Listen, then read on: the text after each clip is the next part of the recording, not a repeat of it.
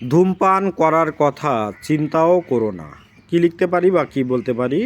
Don't ever think of smoking. তাকে গালিগালাজ করার কথা চিন্তাও না।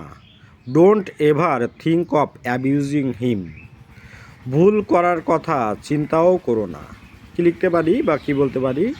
Don't ever think of making a mistake.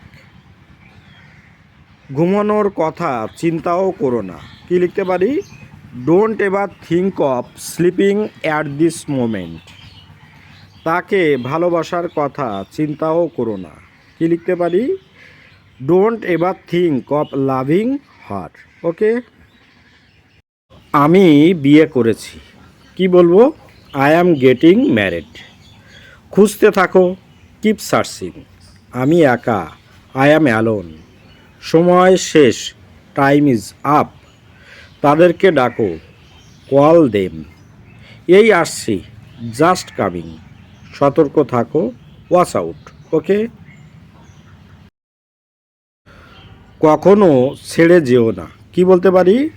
Don't ever live. চিরকাল কেউ বেঁচে থাকে না। No one lives for ever. কথাটা মন্দ না বা মন্দ না। কি বলতে পারি?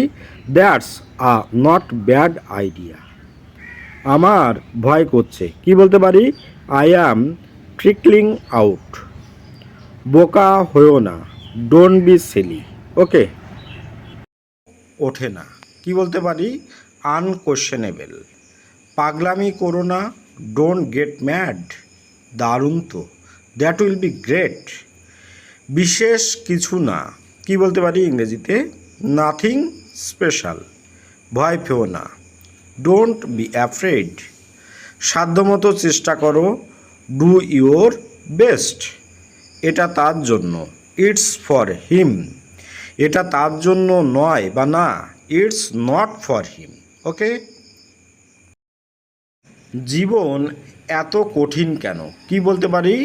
Why is life so difficult? Okay. গুজব ছড়াবেন না। গুজব ইংরেজি হচ্ছে রুমার্স, আর ছড়ানো ইংরেজি হচ্ছে স্প্রেড। ওই জন্য লিখেছি ডোন্ট স্প্রেড রুমার্স। ওকে। আমি সত্যি অনেক দুঃখিত। আই অ্যাম টেরিবেলি সরি বা আই অ্যাম রিয়েলি সরি। আমরা যে কোনোভাবে আপনারা কথাটিকে বলতে পারেন। ওকে।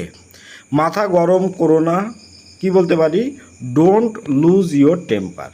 হ্যাঁ, এখানে হচ্ছে দেখুন, লুজ মানে হচ্ছে হারানো, আর টেম্পার মানে হচ্ছে এখানে রাগ অর্থে। হ্যাঁ, ওই জন্য বলছে কি, বা ধৈর্য অর্থে, যে ডোন্ট লুজ ইওর টেম্পার, মাথা গরম করো।